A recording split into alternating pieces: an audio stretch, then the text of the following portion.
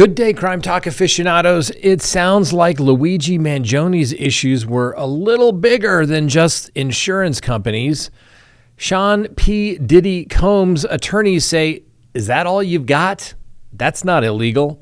The DA needs more time in the Gilgo Beach murder to defend their DNA results. Donna Adelson's attorneys, well, they want to change the venue.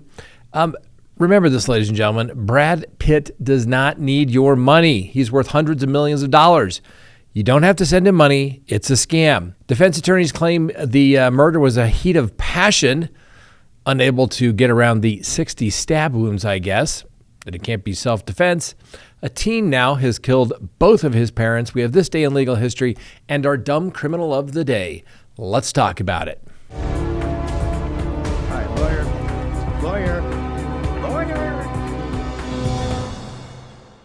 Good day, everyone. My name is Scott Reich, and this is Crime Talk. You know the drill. Subscribe if you haven't, like if you do, leave me a comment below, hit that little bell, and yes, you can check us out on any of your favorite podcasting apps as well.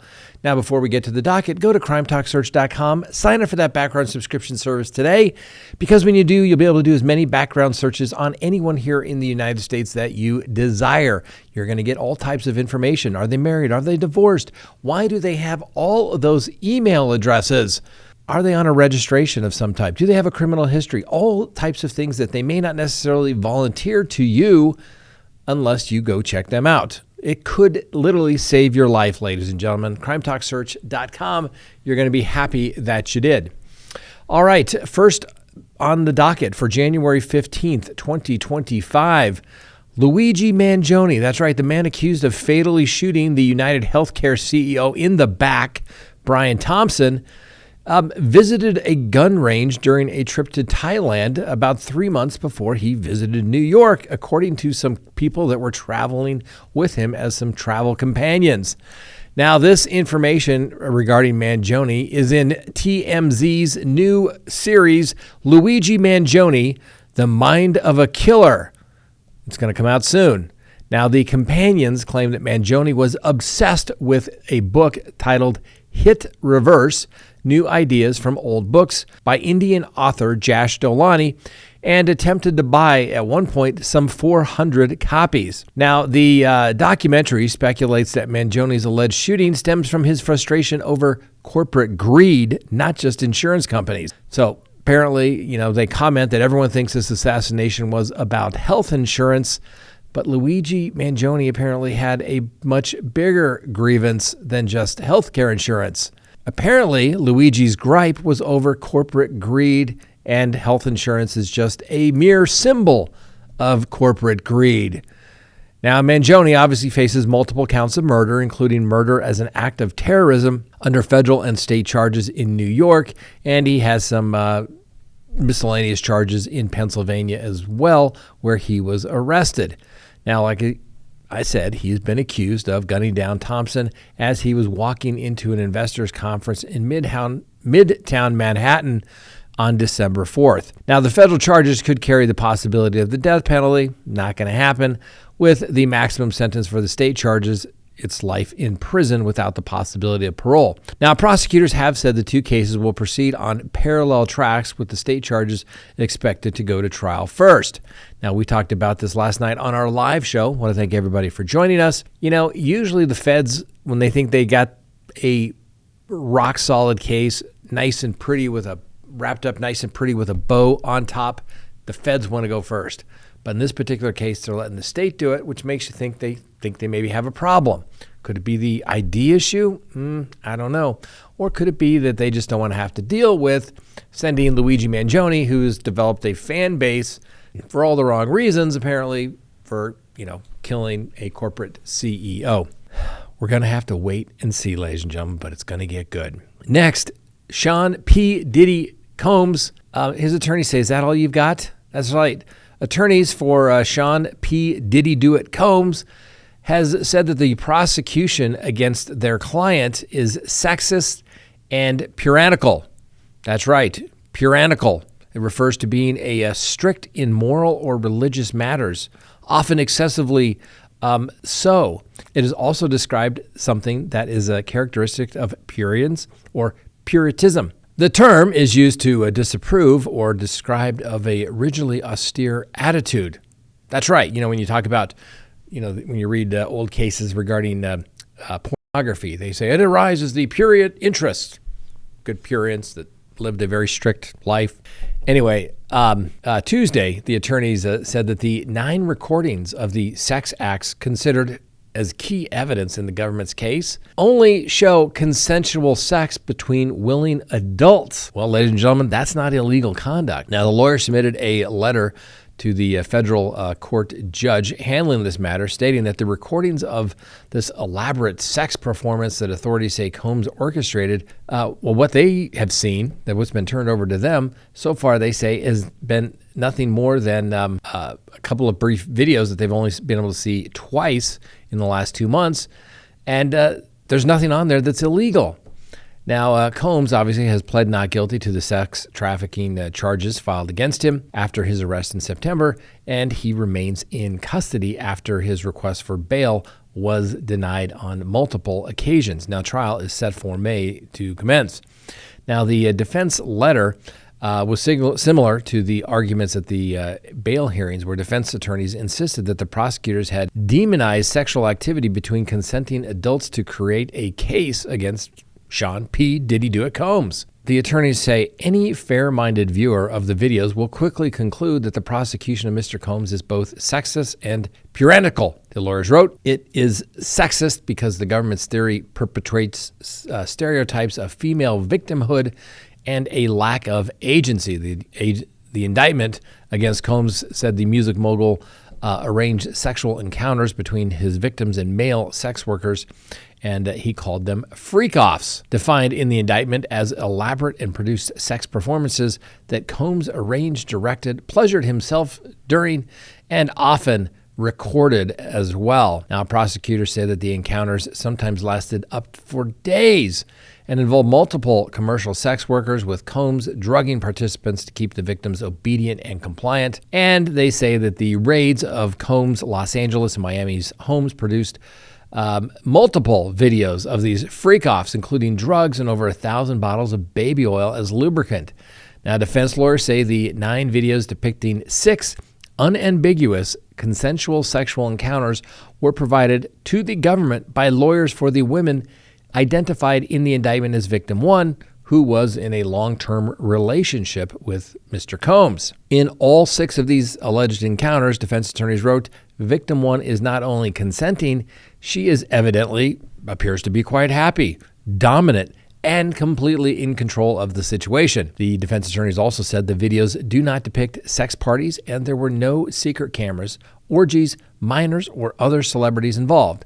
They wrote that there were no evidence of violence, coercion, threats, or manipulation, and no indication that anyone was incapacitated or under the influence of drugs or excessive alcohol consumption. There is certainly no evidence of sex trafficking, they wrote in their letter to the judge. And the lawyer said the lighting on some of the videos was so bad and the images were so dark and grainy that they required experts to enhance the audio and video quality, and they had to analyze the metadata to determine when the videos were created or modified. The letter said that the government's view depends on the characterization of sex performances as dirty and disgusting or inherently unsavory, and shows that the government seeks to police non-conforming sexual activity, and that it assumes, despite all evidence to the contrary, that a woman's willing participation must have been coerced. Wow. Could it be that Sean P. Diddy Do It Combs is innocent? That maybe 1,000 bottles of oil is just 1,000 bottles of oil? As Freud once said, sometimes a cigar is just a cigar. Maybe he had dry skin. I don't know. The question then becomes, if the defense is saying, is this all you've got? And they're saying, Judge, show me more. Turn it over if you got it. Makes me think that maybe the government may have pulled the trigger on this indictment just a little too prematurely. And could it be that they were trying to maybe get rid of P. Diddy? I don't know. I hate to sound like one of those conspiracy nut jobs, but I don't know. We'll wait and see. I mean, don't get me wrong. The indictment reads poorly, but they always read poorly as it relates to a defendant. We'll have to wait and see if further evidence comes out. Next, Rex Heuermann. Yeah, the prosecution needs a little more time to defend their new, novel DNA evidence. That's right, a status conference in the case of Rex Heuermann, accused of being the Gilgo Beach serial killer, has been postponed for at least 2 weeks to give the prosecution time to respond to a motion the defense made last week to exclude DNA evidence from the case. So Rex Heuermann was charged with killing 7 women and was to appear in court today, but that conference was pushed off out to January 29th when the Suffolk Supreme Court Justice Timothy Mazzazzi is expected to schedule a hearing on the defense motion to exclude testimony related to tests conducted on rootless hair found at 6 of the crime scenes. Now, the defense contends in their motion that the testing done by the California laboratory has generally not been accepted as reliable. And the district attorney, Ray Tierney, states that the case is in the first use of this technique from Estera Forensic in New York, but he said the prosecution believes in the efficacy and the admissibility of the evidence and are prepared to defend it in court. Now, Tierney has called the work done by the lab a key component to the case, while the defense argues that the methodology that were used are fundamentally different from those used in other labs for the last 30-some years in the criminal justice system. Now, the prosecution says the lab-linked hairs found with the bodies of Sandra Castillo, Megan Waterman, and Jessica Taylor linked to Mr. Heuermann.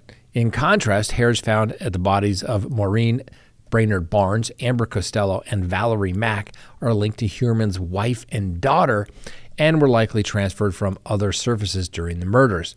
Now, evidence linking Mr. Heuermann to the seventh victim, Melissa Bartholomew, does not include DNA evidence. The judge is said to expect a hearing in late February or early March. Donna Adelson, her attorneys want a change of venue. Donna Adelson wants her upcoming murder trial moved out of Tallahassee, Florida.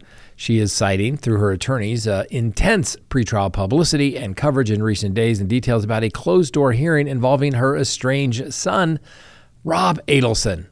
And the attorneys want that change of venue, and they want it now. Now, Donna Adelson's attorneys, Josh Zellman and Jackie Fulford, filed their request on Monday for this change of venue. Obviously, Ms. Adelson faces charges of first-degree murder, conspiracy, and solicitation related to the death of her ex-son-in-law, Dan Markle. She has pled not guilty. Now, her lawyer stated that they were going to wait to request a change of venue, but had no choice but to speed up the process when the clerk of the court failed to seal the transcript from the September hearing involving Rob Adelson's testimony. Rob's opinion at the hearing were ruled inadmissible in court, but Donna's defense team alluded to the fact that a son's testifying against his mother is a bad look for their client, and equated that information that got out to the public as a bell that cannot be unrung. Rob is listed as a state's witness, although he distanced himself from his family after the murder. He is currently a physician in New York. Now, Rob's September 6, 2024 testimony was briefly unsealed so that the attorneys could transcribe it when they took over the case after the defense attorney had to step down off the case for Ms. Adelson. And a copy of the now sealed deposition, while it was briefly public, in there refers to Rob stating that his mother is very sharp and not someone who is gullible and could not easily have the wool pulled over her eyes. Now, Rob also made mention in his deposition of an unnamed racial slur that Donna made. Now, Rob also stated that if there's anyone who puts their own interests ahead of everybody else, it's going to be Donna. Now, Donna's defense attorneys don't want those details to reach potential jurors. They argue that the only statements from Rob that could come into play at trial are very narrow ones that must have a direct tie to Markle's homicide.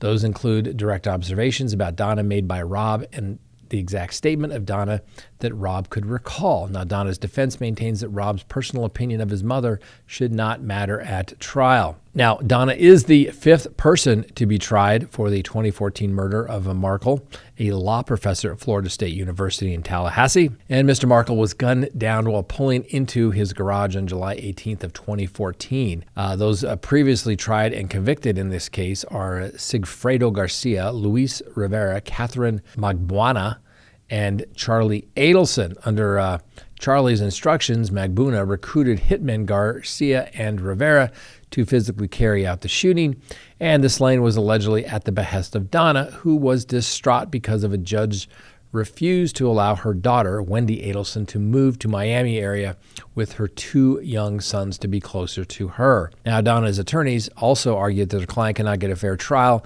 in Leon County. They asserted other reasons why they're seeking for a change of venue was because they threw in the Brian Koberger murder case, saying there's a good example of security for the courthouse. Go figure. Anyway, Wendy, the husband or the ex-wife of the deceased, has not faced charges related to her ex-husband's death and is still unclear whether she will.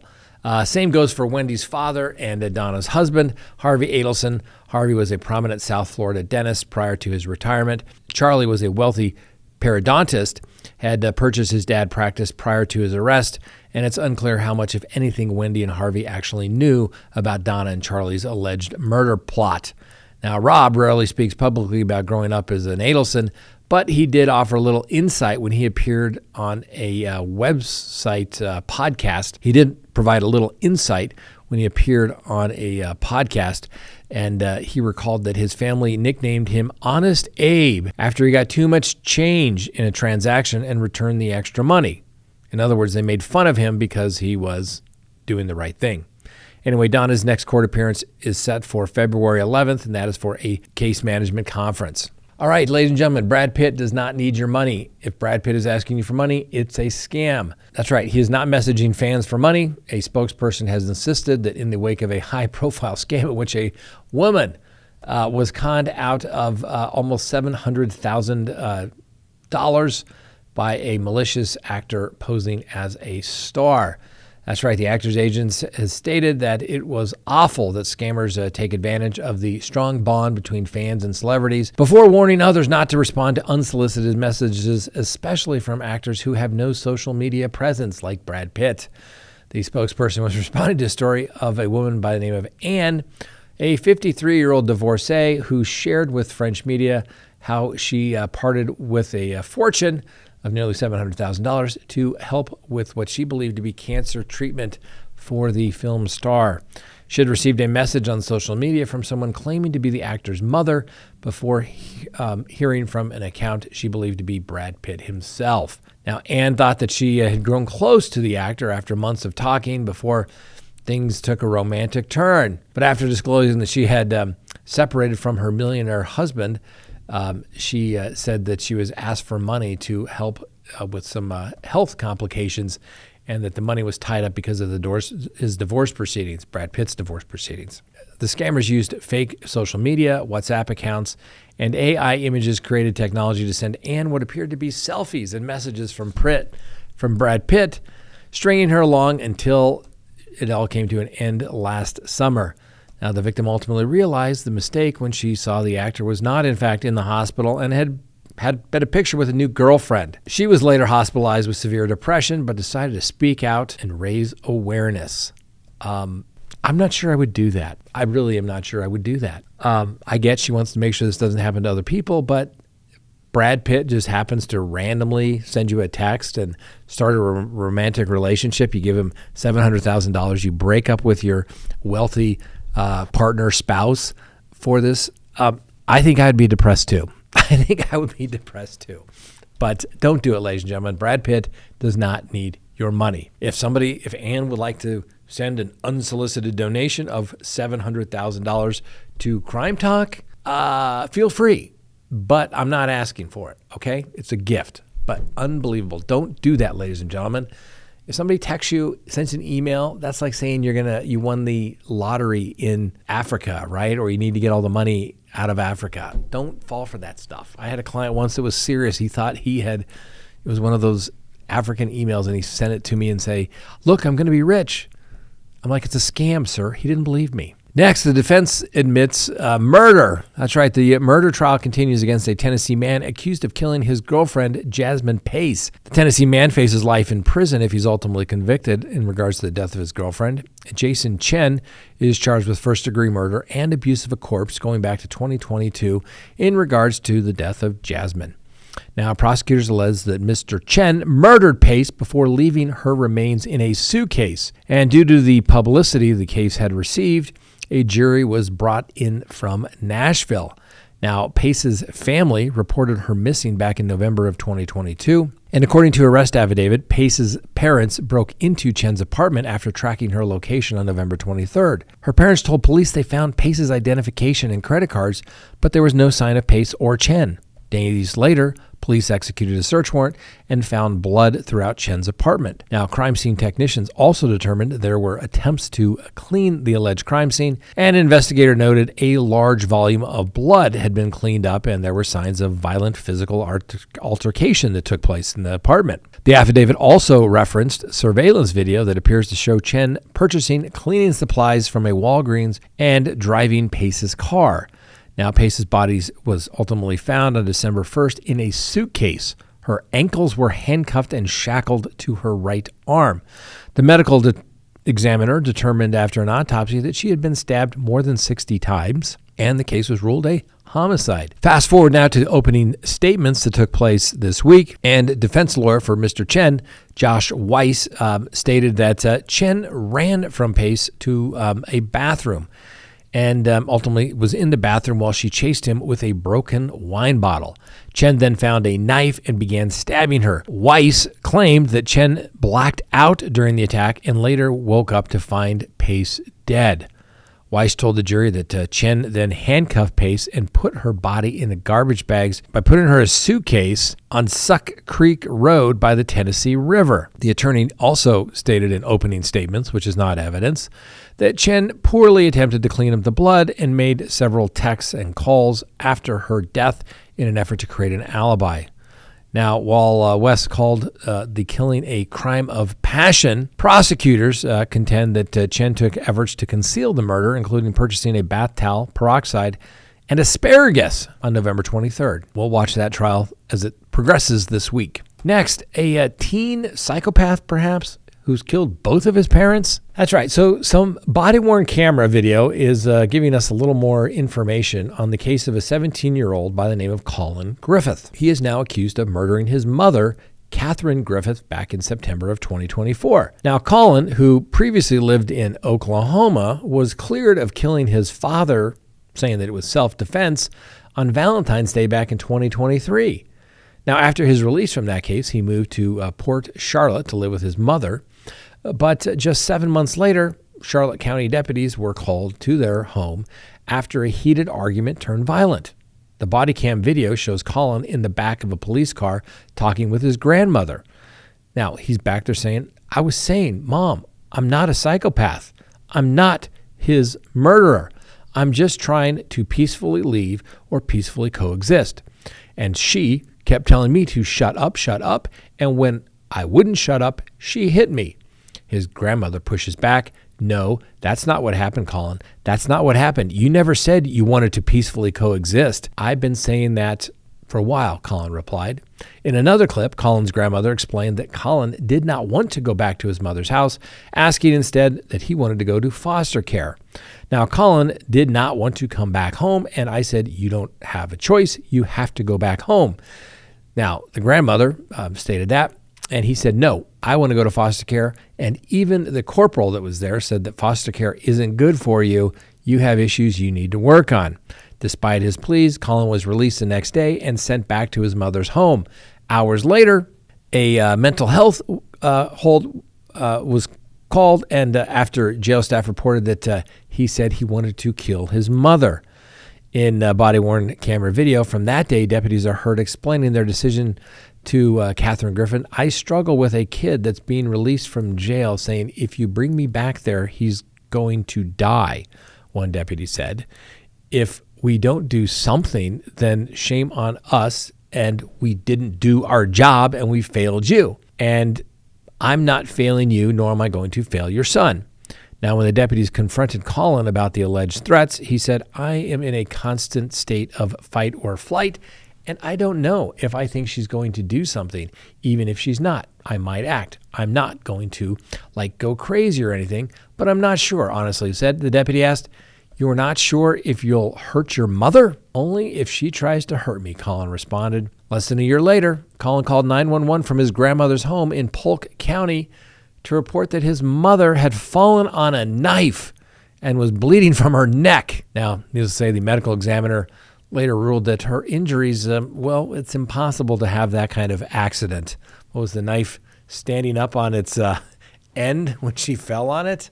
Anyway, Colin Griffith has pled not guilty to the charges of first-degree murder and kidnapping, but he remains in custody at the Polk County Jail. Imagine that. The kid has killed both of his parents, allegedly. Wow.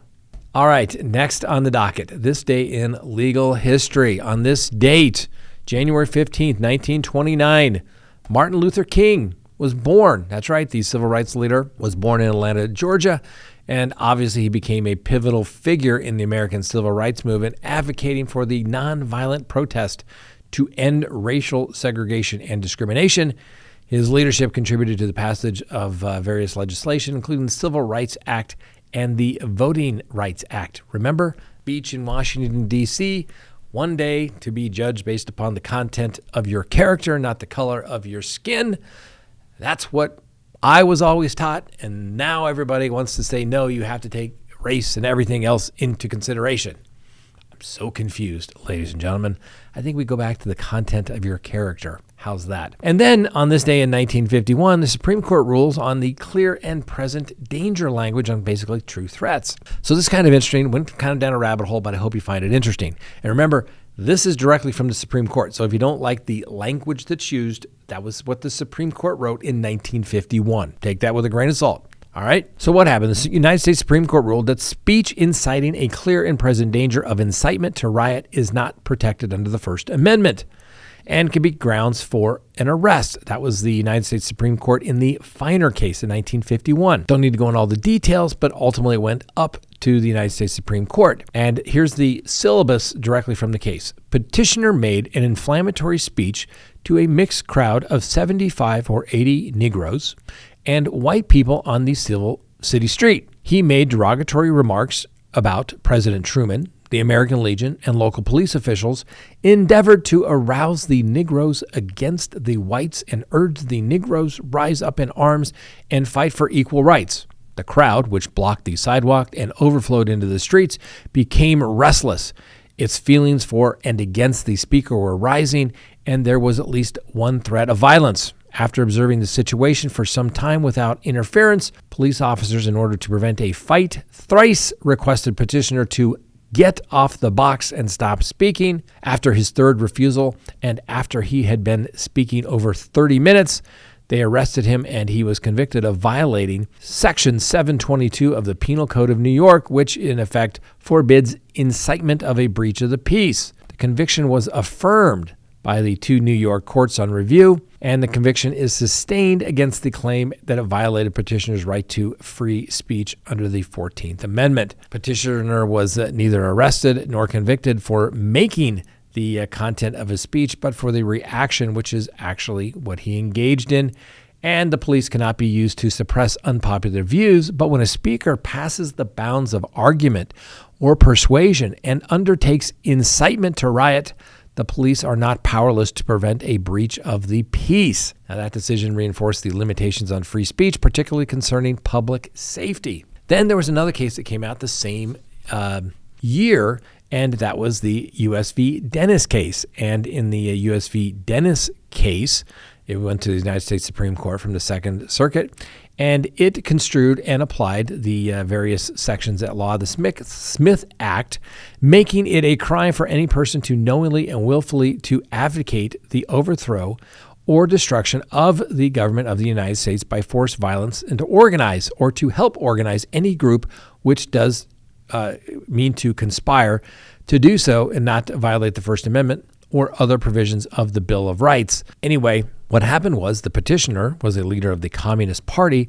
and they were indicted for violations of the Smith Act to organize as the Communist Party a group of persons to teach and advocate the overthrow or destruction of the government of the United States, knowingly and willfully to advocate the teach and duty necessary for overthrowing and destroying the government of the United States. And the trial judge instructed the jury that they could not convict unless they found that the petitioners intended to overthrow the government as speedily as circumstances would permit.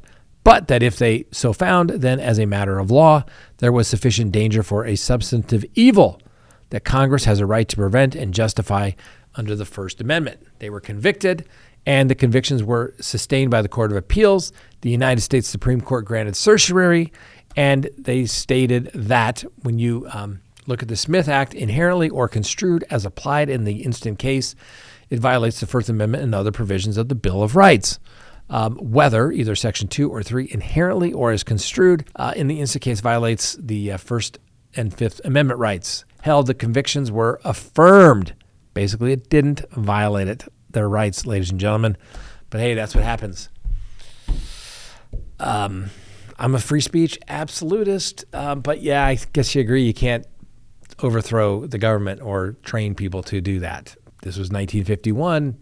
Early, late 40s, the communist scare, that's what people were doing. Anyway, finally, our dumb criminal of the day.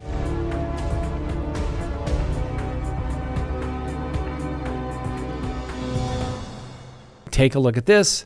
The Pitkins Police Department has arrested Elsa. That's right. It's involved a short pursuit, including a sled, and it comes after the upstate county and other nearby areas were hit with a winter storm that brought snow and ice. Now, according to the police department, officers found Elsa trying to blend in with citizens and attempting to freeze the Pickens Blue Flame. After a brief pursuit on foot that required the actual sled, Elsa was questioned about the incident and released with a citation, unlawful use of snow and ice. Yes, ladies and gentlemen, it's a joke, but still, it's our dumb criminal of the day. Thanks for watching. Have a wonderful day. We'll see you next time. Remember, the Constitution matters.